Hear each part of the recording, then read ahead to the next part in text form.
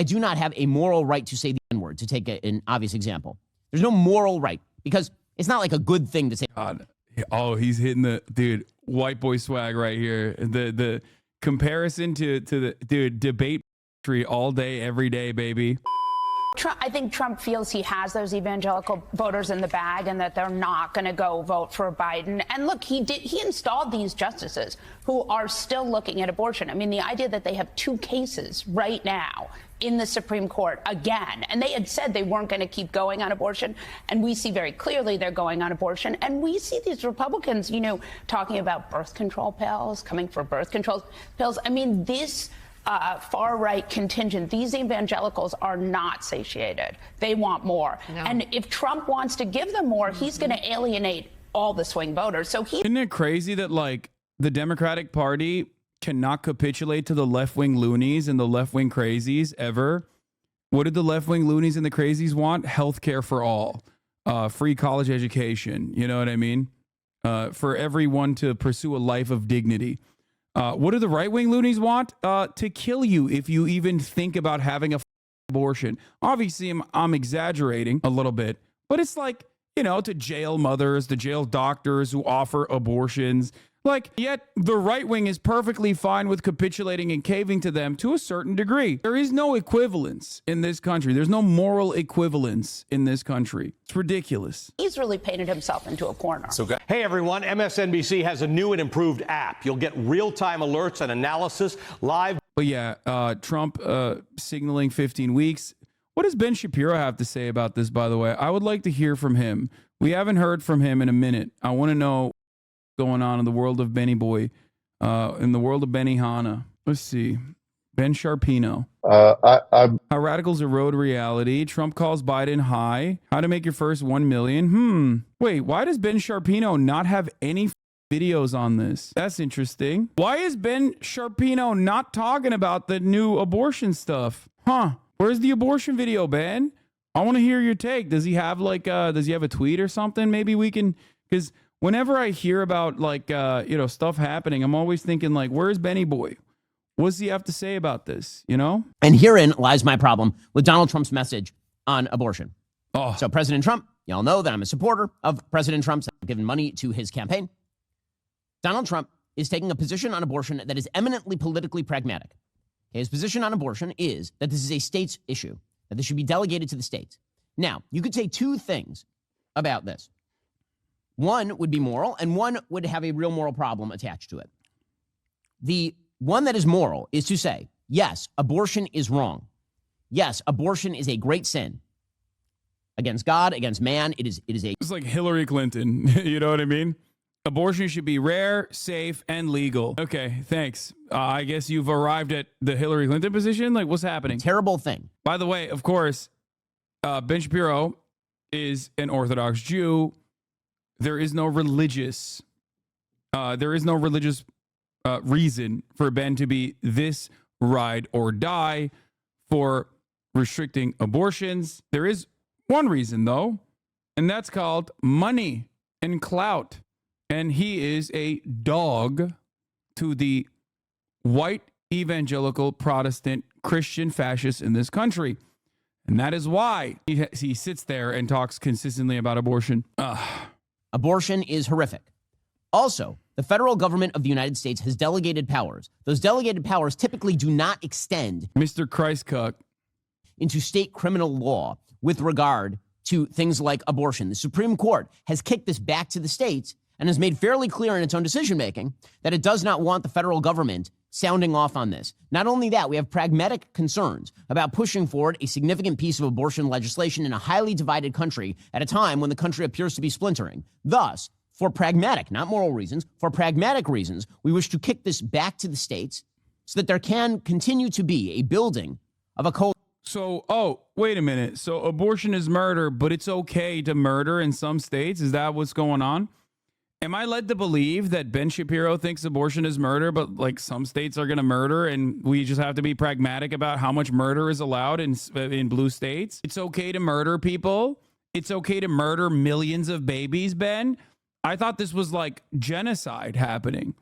I thought this was like every year there's another Holocaust on the unborn children.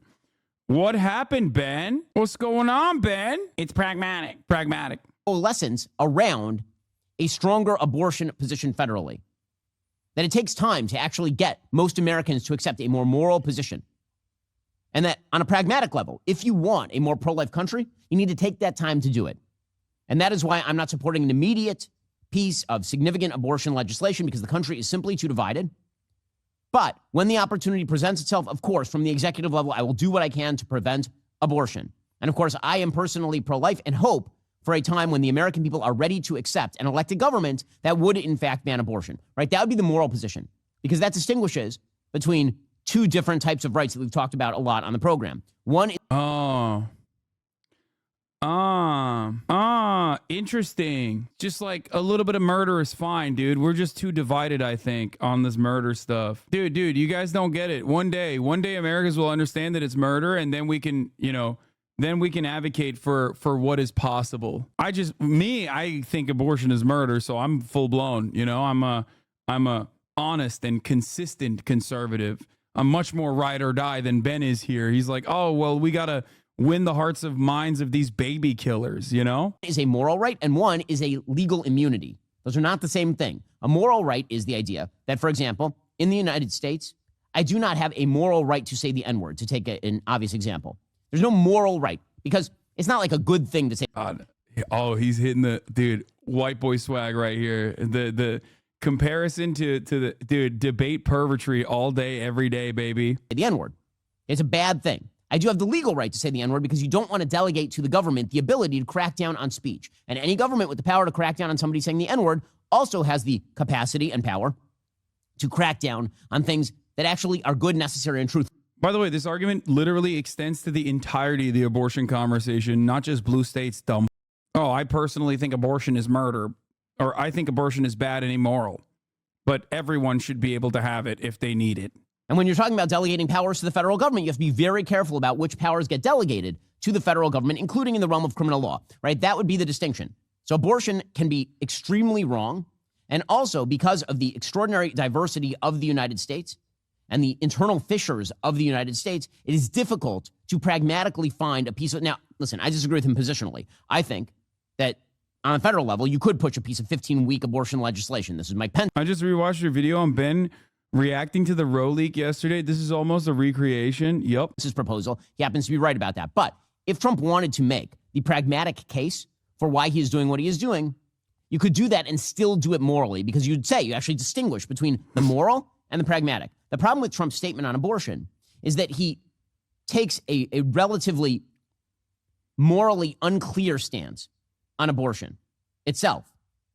And that's a problem. So here's his statement yesterday. My view is now that we have abortion where everybody wanted it from a legal standpoint, the states will determine by vote or legislation or perhaps both, and whatever they decide must be the law of the land, in this case, the law of the state. Many states will be different. Many will have a different number of weeks, or some will have more conservative than others, and that's what they will be. At the end of the day, this is all about the will of the people. You must follow your heart, or in many cases, your religion or your faith. Do what's right for your family and do what's right for yourself. Do what's right for your children. Do what's right for our country, and vote. So important to vote. At the end of the day, it's all about will of the people. That's where we are right now, and that's what we want, the will of the people.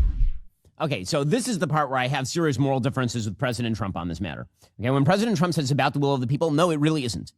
It really is not about the will of the people. That is a bad answer.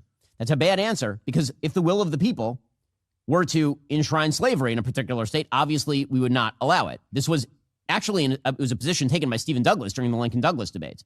The position of Stephen Douglas during the Lincoln-Douglas debates prior to the Civil War was what he called popular sovereignty. In 2019, Ben's take on abortion is directly connected with a strange interpretation of the Declaration of Independence. Life is a right. In fact, unlike abortion, which is not a right, life is specified directly in the Declaration of Independence, as well as the 5th and 14th Amendments, and remains the most fundamental right of all. Hashtag abortion is a woman's right. Hashtag abortion is a woman's right. I guess there was a hashtag that was going on at the time, and he's responding to it. He's just using a trending hashtag at the time. Yeah. No, Ben is a staunch supporter of abortion. Yeah, it seems to me like he is. The idea was that if a state wanted slavery, it could vote to enshrine slavery. And if a state didn't want slavery, it could vote to not enshrine slavery or to ban slavery.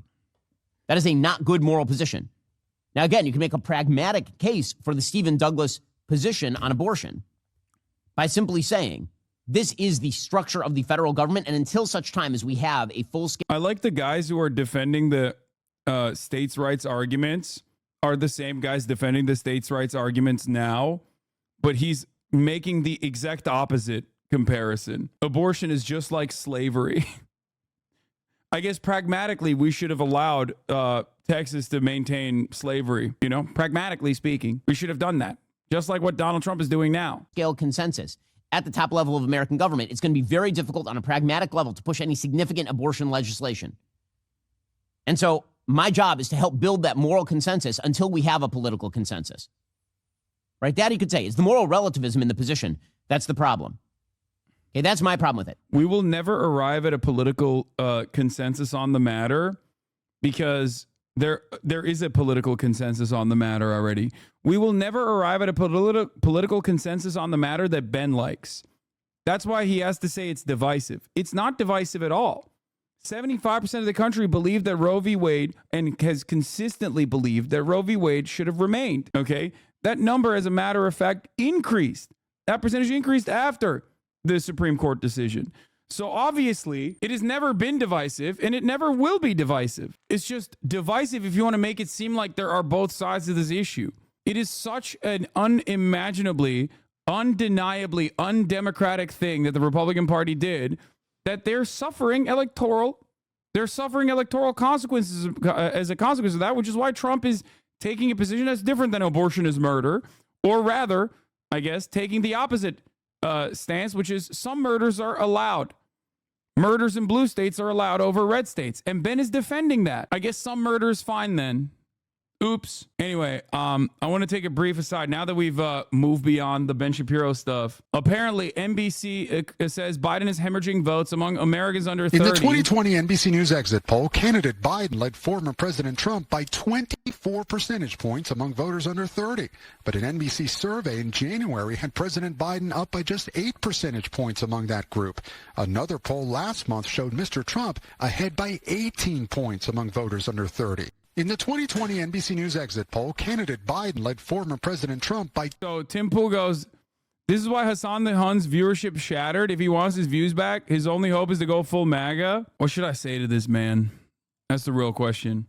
Because I thought about it. Unlike Tim Pool, I don't compromise on my views. Respond like the classic Elon's tweet, you actually spoke the truth. Unlike you, Tim, I don't need to sell up my values and grift to the right for financial gain. This plus finasteride has given me the liberty to not wear a beanie indoors 24/7.